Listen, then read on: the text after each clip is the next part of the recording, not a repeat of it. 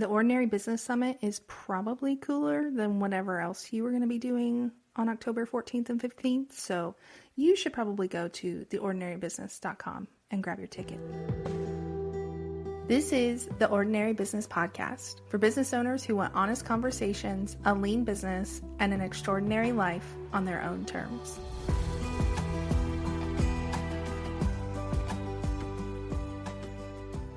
I am a very type A person. I'm an Enneagram 1. And it would also surprise you that I do not use any task or project management tool, meaning I do not use Notion or Asana or any of the other ones that I can't even think of the name of right now. And this is pretty unheard of in the online space, especially as someone who is a service provider and works one-to-one and does done-for-you projects. This is pretty unheard of. And I have lots of people who are like, how, why, how do you keep track of things? I do want to clarify before I dive in. Technically, ClickUp exists in my business. My OBM set it up earlier this year because I was like, I kind of feel like some things are falling through the cracks. Maybe I need to use something because I was just doing a lot with Summit, podcast, work. Like I had a lot of things going on. I don't I don't even log into ClickUp like once a month. So it exists, but it helps really my OBM like help me, if that makes sense. So I wanted to break down in this episode how I make it work. This is not any fancy system. It's not perfect, but I, for the life of me, cannot. I have tried Asana. I have tried Notion. Like I have accounts on all of these things, but I don't use them. I just have the accounts because I set them up and, So for some context on my business, I've been in business for 14 years. I've always been a designer.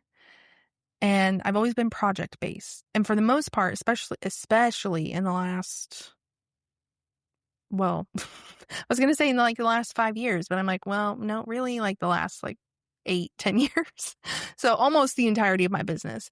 My processes and my clients and the types of projects I'm doing are fairly rinse and repeat. Obviously, the design is very different and the clients are different.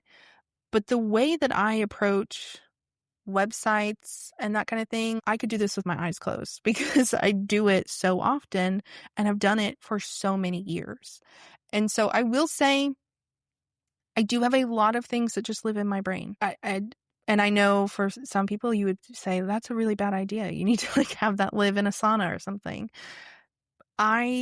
It doesn't make sense.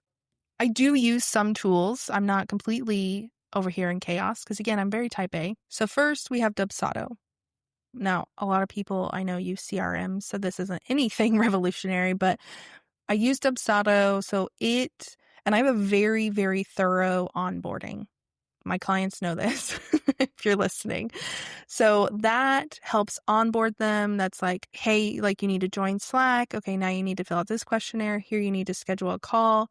So I'm not having to have a project template in Asana, I know some people, a little template in whatever system that you add for every client. And you're like, okay, here's Brittany's board for her project. And I need to make sure we get a call scheduled and whatever. It's the Dubsado and the emails take care of that for me. The next tool, again, not fancy, very ordinary, Google Calendar. Now, most people I know are like, yeah, I also put my meetings on Google Calendar. Who doesn't? I put my project timelines on there. So, for example, you inquire today, and I will tell you, well, my next available date is XYZ. Let's say February 1st. And then you're like, great, I want to work with you. I send you the contract and invoice, then Dubsado does the rest.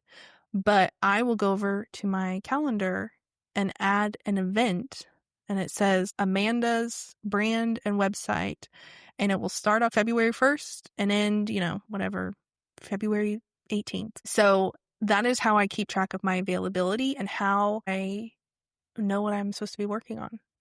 I also add like any SEO sprints or VIP days as events.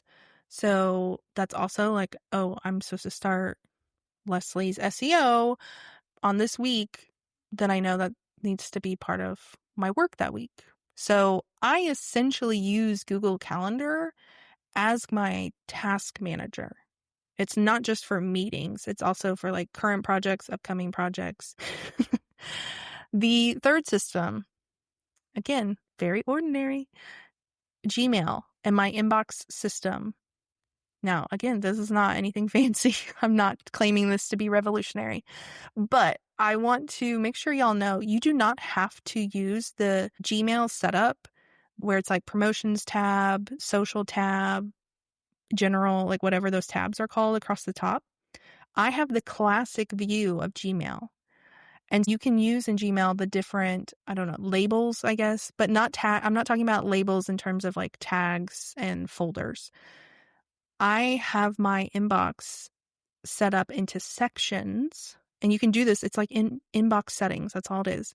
And so I have starred, important, and everything else. And so at the top of my inbox, the starred email threads, that signifies to me like these are current things I'm working on. So active client projects, or if past clients are coming to me for updates, or I have an SEO project, like that email thread, or even like the Dubsado questionnaire notification of like, this is her SEO form. Like, then I know that's where all the information is. That's in starred. And so again, that's kind of like I use that as the task manager of like, this is what I'm working on this week. Then important, which is the second section, this is active conversations with like leads. If I'm talking with someone, we're collaborating on like, I'm going to do a workshop for their community. Or if I'm like, hey, I would love to have you on the podcast, and we're going back and forth about something, like it's like active conversations that aren't projects. And then everything else is everything else. Now, this part of the inbox usually has around 30 to 40 emails. So this isn't literally everything else. This is lower priority conversations, reminders. When I get the Dubsado notification of like, Amy filled out her questionnaire or submitted her questionnaire, I will, if it's super far away, I will snooze that email so it like disappears until closer to the project. But if it's like in 3 weeks, I just keep it down there, because when Amy's project is starting, I will star that email so it moves up to the top. So I know like this is my current project. Not that I need the reminder of what my current projects are, because I know, but yeah, that's how I organize my inbox. So again, it's like the calendar and the inbox are really my task managers. And I do not do inbox 0, because all of these sections have emails. Right now I have 2 starred emails, 5 important emails, and 30 some in the everything else. So it's not inbox 0, it's inbox all read and sorted. I know some people use folders and they're like, I just sort everything and then go into the folder if I need to find it. If it's out in a folder, I have forgotten about it. I would lose that. So I don't do that. So Dubsado, Google Calendar, Gmail, and then fourth, my OBM. Now, I'm not calling my OBM Chrissy a tool. She is a real human and she is valuable. And obviously, like I mentioned, it's really her, uses ClickUp. That's really around like recurring tasks for retainer clients. She helps me with some podcast reminders. And really like a higher level view of like tracking timelines. She's not usually communicating with clients. She's not in the nitty gritty of all the projects. It's really just kind of like, hey, these people haven't filled out a questionnaire and that's about it. But she does a Monday morning check-in where she says, hey, like this week you have these calls, you need to like these projects. And then like does like a looking ahead of like next week you have XYZ. So that is also helpful. Now, for like a daily look at how I make things work, because I've had friends who are like, but how do you know what to do every day? Like when you walk into your office, if you don't have Asana to check, how do you know what you're supposed to work on? I check my calendar and I check my inbox. And, again, the calendar, I'm more so meaning in that instance, like, okay, I have 3 calls today or whatever. I know what my current project is.